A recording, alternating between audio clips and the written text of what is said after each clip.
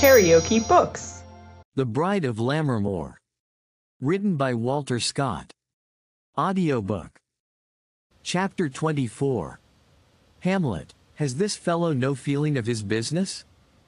He sings at grave-making. Horatio, custom hath made it in him a property of easiness. Hamlet, 'tis e'en so, the hand of little employment hath the daintier sense. Hamlet, Act 5. Scene 1. The sleep of Ravenswood was broken by ghastly and agitating visions, and his waking intervals disturbed by melancholy reflections on the past and painful anticipations of the future. He was perhaps the only traveler who ever slept in that miserable kennel without complaining of his lodgings, or feeling inconvenience from their deficiencies. It is when the mind is free the body's delicate. Morning, however, found the master an early riser, in hopes that the fresh air of the dawn might afford the refreshment which night had refused him. He took his way towards the solitary burial ground, which lay about half a mile from the inn. The thin blue smoke, which already began to curl upward, and to distinguish the cottage of the living from the habitation of the dead, apprised him that its inmate had returned and was stirring. Accordingly, on entering the little churchyard, he saw the old man laboring in a half-made grave. My destiny, thought Ravenswood, seems to lead me to scenes of fate and of death. But these are childish thoughts, and they shall not master me. I will not again suffer my imagination to beguile my senses. The old man rested on his spade as the master approached him, as if to receive his commands, and as he did not immediately speak, the sexton opened the discourse in his own way. Ye will be a wedding customer, sir, I's warrant? What makes you think so, friend? Replied the master. I live by TWA trades, sir, replied the blithe old man, fiddle, sir, and spade. Filling the world, and emptying of it, and I sold Ken Baith cast of customers by headmark in 30 years' practice. You are mistaken, however, this morning, replied Ravenswood. Am I? Said the old man, looking keenly at him. Troth, and it may be, since, for as brent as your brow is, there is something sitting upon it this day that is as near akin to death as to wedlock. Wheel, wheel. The pick and shovel are as ready to your order as bow and fiddle. I wish you, said Ravenswood, to look after the decent interment of an old woman, Alice Gray, who lived at the Greg Foot in Ravenswood Park. Alice Gray, blind Alice, said the sexton, and is she gane at last? That's another jow of the bell to bid me be ready. I mind when Habby Gray brought her down to this land, a likely lass she was then, and looked o'er her southland nose at us I'd trow her pride got a downcome. And is she e'en gane? She died yesterday, said Ravenswood, and desired to be buried here beside her husband. You know where he lies, no doubt. Ken where he lies, answered the sexton, with national indirection of response. I ken where a body lies, that lies here. But ye were speaking o' her grave? Lord help us, it's no an ordinar grave that will hod her in, if it's true that folk said of Alice in her old days, and if I guide to 6 feet deep, and a warlock's grave shouldna be an inch mair ebb, or her ain witch cummers would soon whirl her out of her shroud for their auld acquaintance, and beat 6 feet, or beat 3, was to pay the making o't, I pray ye? I will pay that, my friend, and all other reasonable charges. Reasonable charges, said the sexton. O you, there's grundmail, and bell siller, though the bell's broken, nae doubt, and the kist, and my day's work, and my bit fee, and some brandy and yield to the dirgee. I am no thinking that you can inter her, to caw decently, under 16 pound Scots. There is the money, my friend, said Ravenswood, and something over. Be sure you know the grave. Ye'll be an o' her English relations, I's warrant, said the hoary man of skulls. I hae heard she married far below her station. It was very right to let her bite on the bridle when she was living, and it's very right to gie her a decent burial now she's dead, for that's a matter o' credit to yoursel rather than to her. Folk may let their kindred shift for themselves when they are alive, and can bear the burden of their ain misdoings. But it's an unnatural thing to let them be buried like dogs, when the discredit gangs to the kindred. What kens the dead corpse about it? You would not have people neglect their relations on a bridal occasion neither? Said Ravenswood, who was amused with the professional limitation of the gravedigger's philanthropy.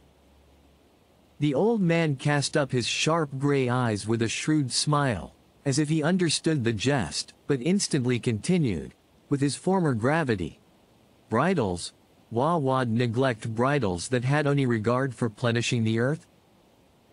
To be sure, they sold be celebrated with all manner of good cheer, and meeting of friends, and musical instruments, harp, sackbut, and psaltery, or good fiddle and pipes, when these old-world instruments of melody are hard to be compassed.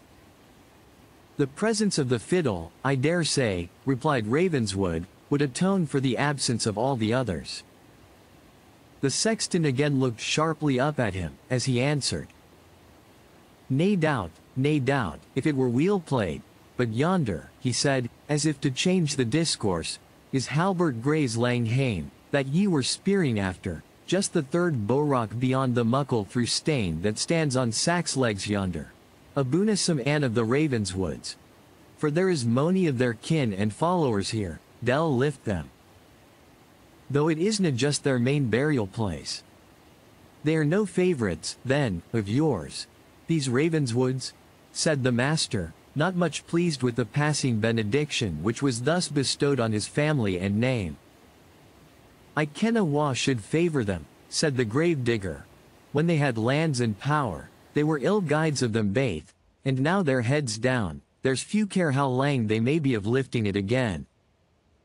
Indeed, said Ravenswood, I never heard that this unhappy family deserved ill will at the hands of their country. I grant their poverty, if that renders them contemptible. It will gang a far way till, said the sexton of Hermitage, ye may talk my word for that. At least, I ken nothing else that sold mock myself contemptible, and folk are far frae respecting me as they wad do if I lived in a twa lofted sclated house. But as for the Ravenswoods, I hae seen 3 generations of them, and del and to mend other. I thought they had enjoyed a fair character in the country, said their descendant. Character. Oh, ye see, sir, said the sexton, as for the auld Gudesire body of a lord. I lived on his land when I was a swanking young chield, and could hae blawn the trumpet wi ony body, for I had wind enu then. And touching this trumpeter marine that I have heard play afore the lords of the circuit, I wad hae made nae mair o' him than of a bairn and a bobby whistle.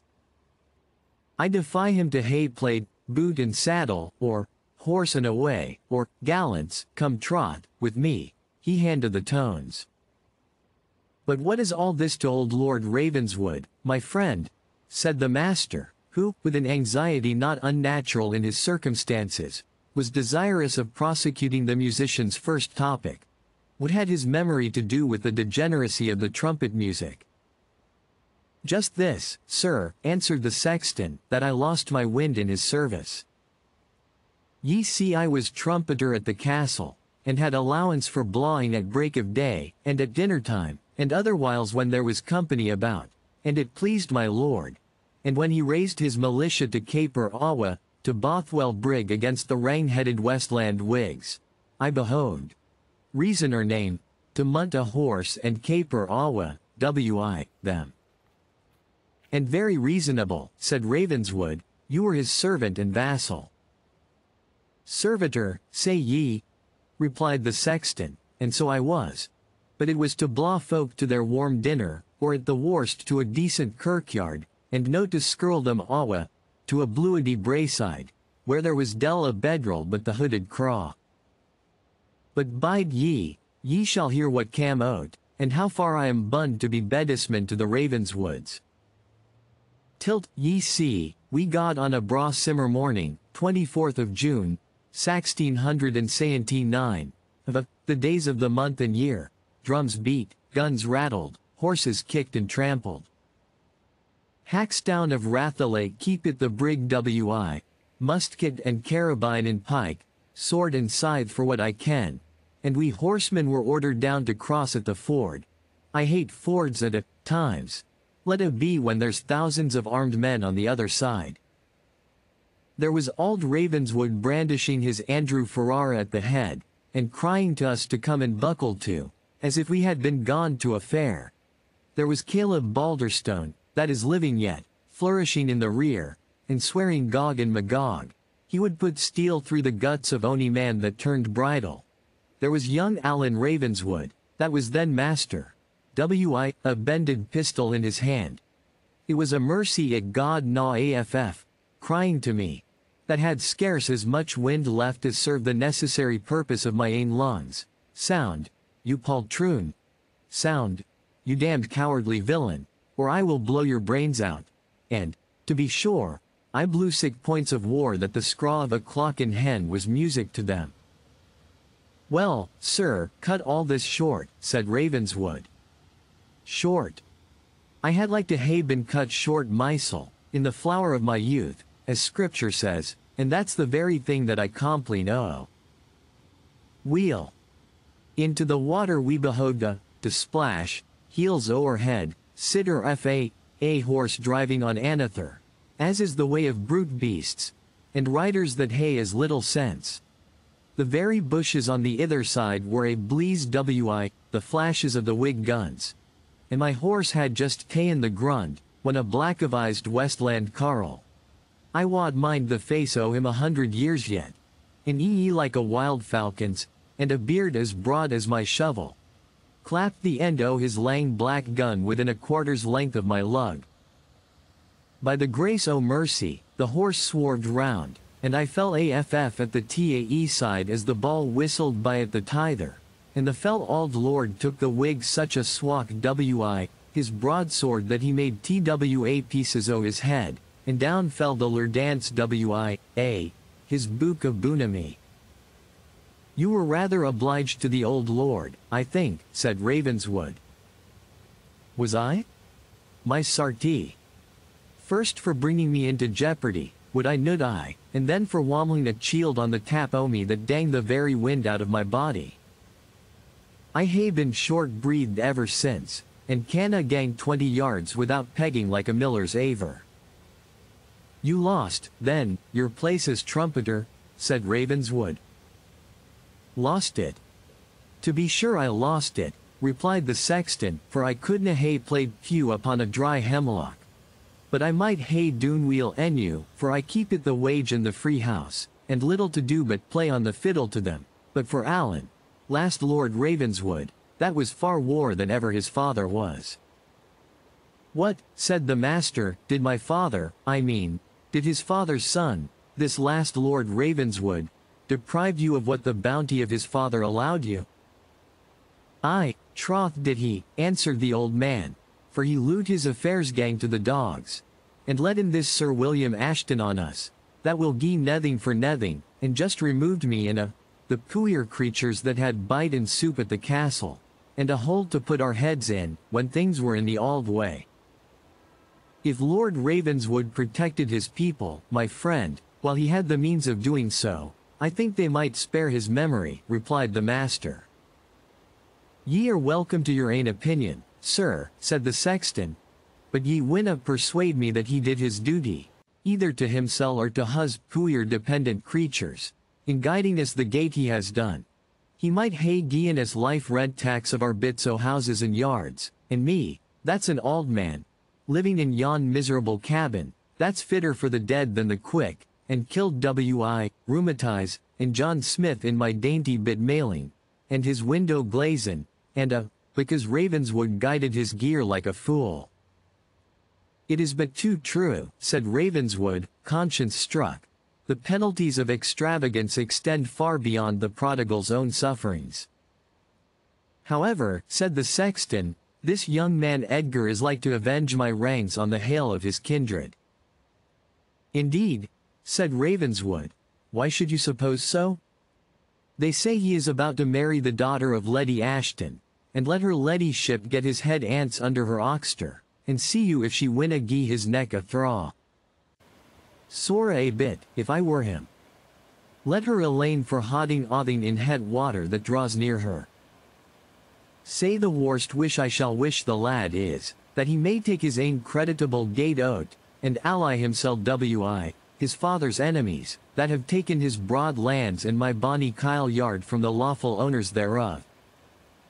Cervantes acutely remarks, that flattery is pleasing even from the mouth of a madman, and censure, as well as praise, often affects us, while we despise the opinions and motives on which it is founded and expressed.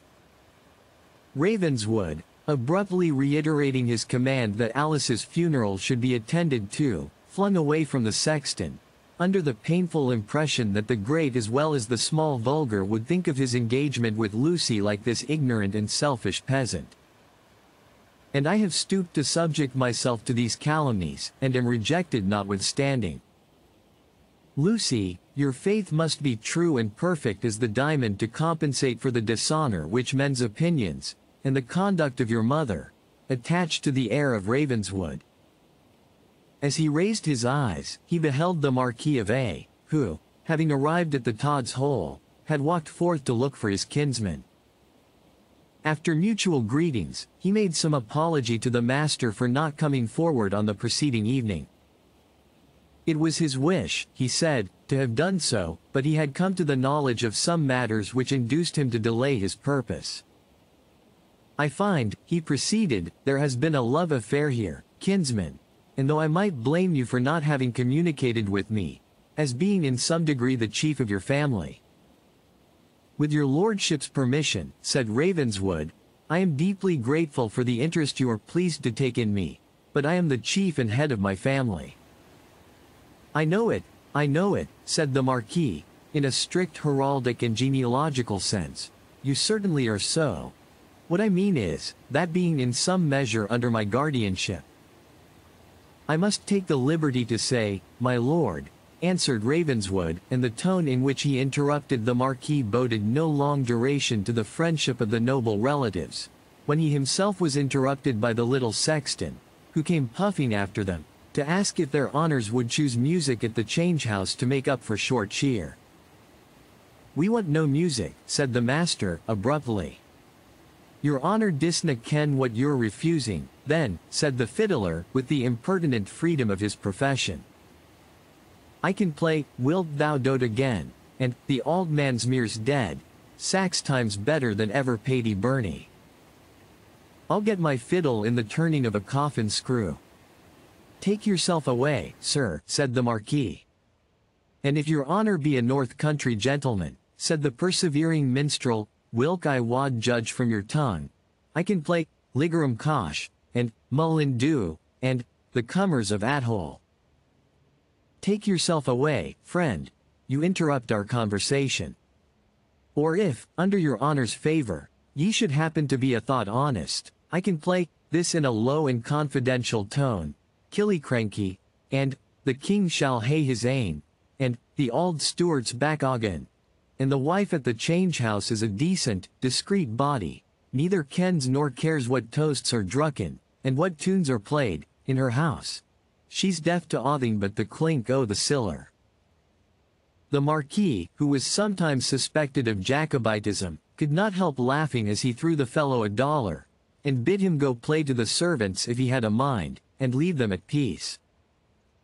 Aweel, gentlemen, said he, I am wishing your honors good day. I'll be the better of the $1, and ye'll be the war of wanting music, I's tell ye. But I's gang hame, and finish the grave in the tuning o' a fiddle string, lay by my spade, and then get my tother breadwinner, and awa, to your folk, and see if they hae better lugs than their masters. If you liked what you heard, please subscribe to the channel.